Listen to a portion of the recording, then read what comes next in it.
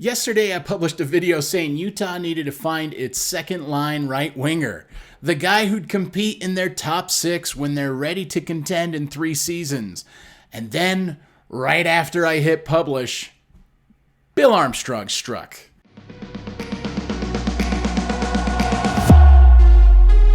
Utah has required right winger JJ Peterka from the Buffalo Sabres, and in return, the Mammoth send Michael Kesselring and Josh Doan to Buffalo. And I like both those players, I really do. But to get something good, you gotta give up something good. So let's start with Kesselring. He's the kind of player who plays up and down depending on who his partner is. There were stretches where he looked comfortable on the top pair with Mikhail Sergachev, but in my opinion, that said more about Sergachev than it did about Kesselring. On his own, Kesselring profiles as a third-pair defenseman with potential to grow into a second-pair role, no matter who his partner is. That's really his ceiling. There's some growth still to come from Kesselring. He's a good player. Josh Doan, meanwhile, was quietly vital to Utah last season. He helped remake the third line into the real weapon, a grinding, disruptive unit that could tilt the ice. But when you project Josh Doan's long-term upside, you start to realize he may already be there. A high-energy, physical, checking line winger who can help on the PK. Maybe chip in on the power play in a pinch. He's a glue guy. He matters. But Utah had assets in place to make losing those two players manageable. In Kesselring's spot, you have Maveric Lamoureux, a rangy puck mover who uses his skating and frame to defend well. You don't have to squint too hard to kind of see that overlap with Michael Kesselring. And Lamoureux has even more upside, in my opinion. Long term, he's the answer.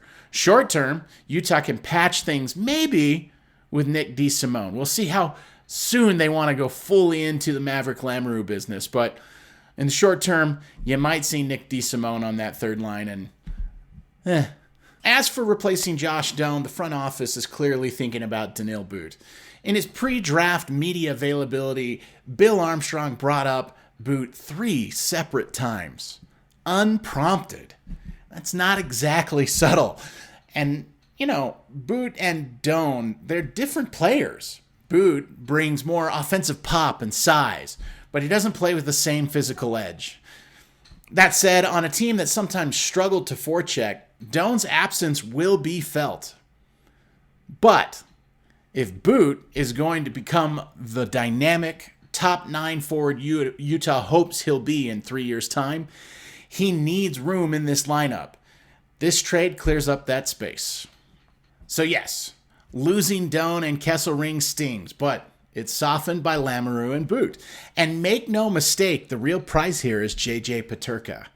Peterka is now signed for 5 years at $38.5 million. That's a $7.7 million AAV for a top 6 winger entering his prime. He scored 67 goals and 83 assists in his first 3 seasons in the NHL. He's been pretty healthy too, hasn't had many injury problems. He's stacked up huge 75-plus game seasons each year of his career. And he brings the exact skill set that Utah lacks.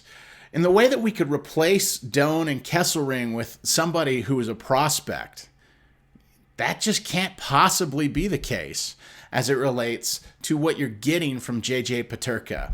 Speed, finishing ability, and offensive creativity. A lot of fans were hoping for a big free agency splash. We didn't get it. What we got instead was a trade.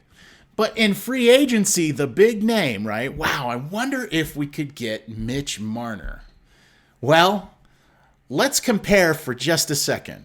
Last season, both scored 27 goals. Peterka shot 51.61%. That was the shooting percentage. The same as Mitch Marner. At 5-on-5, Peterka scored 18 goals. Mitch Marner scored 15. Also on 5-on-5, Peterka drew more penalties.